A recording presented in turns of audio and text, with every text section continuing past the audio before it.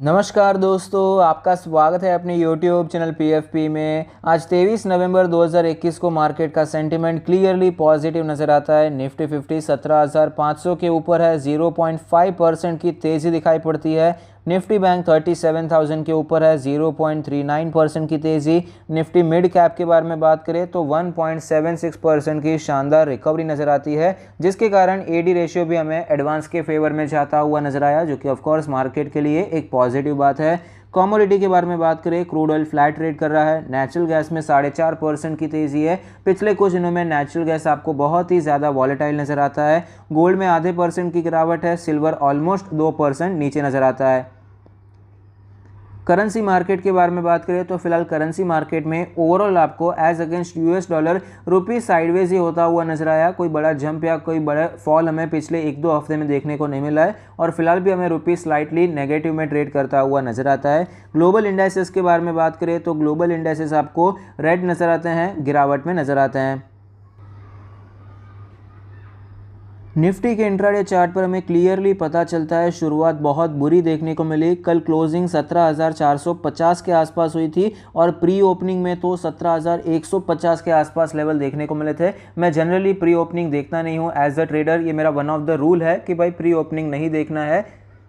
जो trading strategies में follow करता हूँ, इंट्राडे तो मैं करता नहीं हूँ, तो मुझे ज़रूरत नहीं होती। लेकिन आज बाय चांस मैंने प्री ओपनिंग देख लिया था, 17,150 के लेवल्स हमें देखने को मिल रहे थे, लेकिन ओपनिंग आपको 17,300 के आसपास देखने को मिली। उसके बाद आपको गिरावट देखने को मिली, 17,250 के भी नीचे निफ्टी जाता हुआ नजर आया। कल का जो लो था वो भी टूटता हुआ नजर आया। तो टेक्निकली तो यहाँ पर बहुत ज़्यादा वीकनेस कंटिन्यू रह सकती है, ऐसा अनुमान लगाया जा रहा था, लेकिन तुरंत हमें तेज़ी देखने को मिली। 15 मिनट में ही हमें मार्केट ऊपर जाती हुई नजर आई है। उसके बाद आपको कंटिन्यूअसली मार्केट में एक अप ट्रेंड देखने को मिला, लेकिन ये अप ट्रेंड बहुत ज़्यादा सिंपल नहीं था, बीच में कई बार हमें गिरावट देखने को मिली।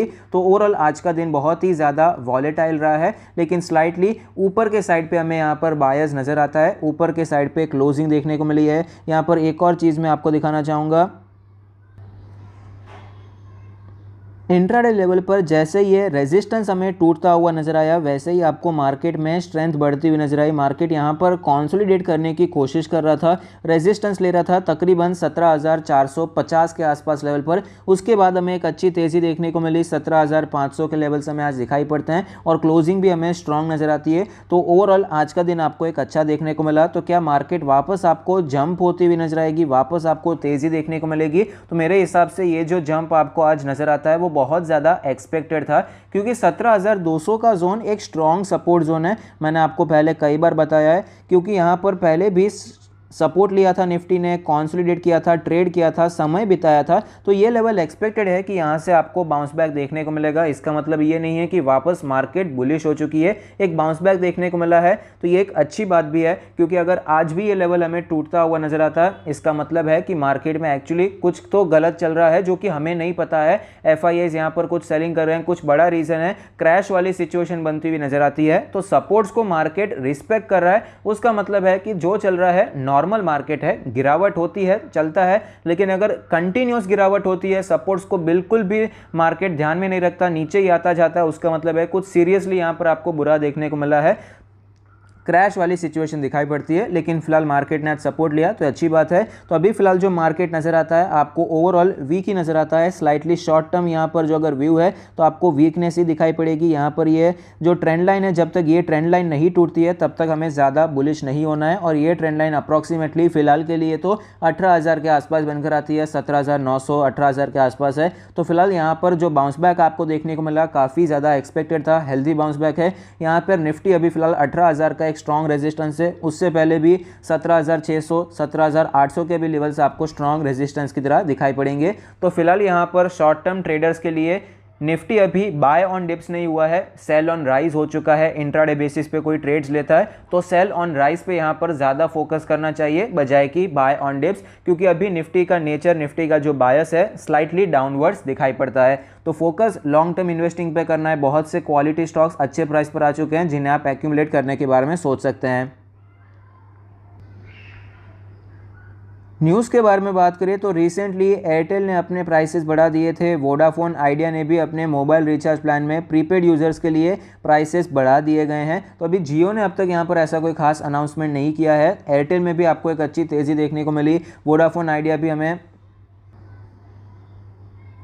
इंट्राडे बेसिस पे ऊपर जाता हुआ नज़र आया था, लेकिन वो सस्टेन नहीं हो पाया और फिर से आपको वोडाफोन आइडिया के शेयर में गिरावट ही देखने को मिली है।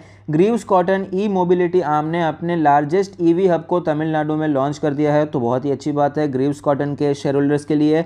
वेल्सपन वन में तमिलनाडु में 6 वेयर हाउसिंग प्रोजेक्ट्स बिल्ड करने वाले हैं, ये वेल्सपन के लिए अच्छी बात बनकर आती है। टेक महिंद्रा ने यूटिलिटी ट्रांसफॉर्मेशन डील साइन की है टेनेस्को के साथ, तो टेक महिंद्रा के शेयर होल्डर्स के लिए पॉजिटिव बात है। फिलहाल आईटी शेयर्स में आपको अच्छा खासा करेक्शन देखने को मिला। कुछ पर्टिकुलर आईटी शेयर्स है जहां पर अच्छा खासा करेक्शन हुआ है, जैसे कि टीसीएस एक अच्छे लेवल पर आ चुका है, एचसीएल टेक्नोलॉजीज अच्छे लेवल पर आ चुका है, जहां पर आप खरीदारी के बारे में सोच सकते हैं। बाकी स्टॉक्स अभी भी आपको काफ़ी ज़्यादा स्ट्रॉन्ग नजर आते हैं, ज़्यादा वैल्यू वहाँ पर नजर नहीं आती, ट्रेडर्स वहाँ पर फोकस कर सकते हैं। बाकी टीसीएस एचसीएल टेक जैसे शेयर्स में इन्वेस्टर्स एक्यूमुलेशन के बारे में सोच सकते हैं। टीसीएस ने अपनी पार्टनरशिप स्विस आरी के साथ एक्सटेंड किया टू डेवलप फ्यूचरिस्टिक वर्कप्लेस, बहुत ही अच्छी बात है टीसीएस के शेयर होल्डर्स के लिए। जैसे कि मैंने आपको अभी बताया अच्छे प्राइस पर चल रहा है, एक्यूमुलेशन कर सकते हैं। डीएलएफ के रेंटल आर्म ने 1000 करोड़ रेस किए हैं वाया एनसीडी इशू, तो डीएलएफ के लिए पॉजिटिव बात है। फिलहाल इंडसइंड बैंक स्पंदना स्फूर्ति के बारे में यहाँ पर न्यूज़ आपको दिखाई पड़ती है। न्यूज़ ये थी कि स्पंदना स्फूर्ति ने इंडसइंड बैंक के एक सब्सिडरी का जो टॉप मैनेजमेंट है